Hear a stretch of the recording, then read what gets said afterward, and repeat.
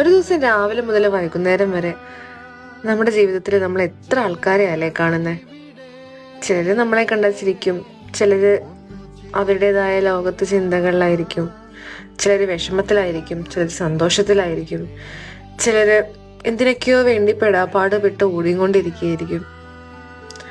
Life നമ്മളെ കൊണ്ടുപോകുന്ന ഓരോ റൂട്ടും അത്ര ഈസി അല്ല. ചിലർക്ക് അത് ചില സമയത്ത് ഈസി ആയിരിക്കും, ചില സമയത്ത് ഹാപ്പി ആയിരിക്കും.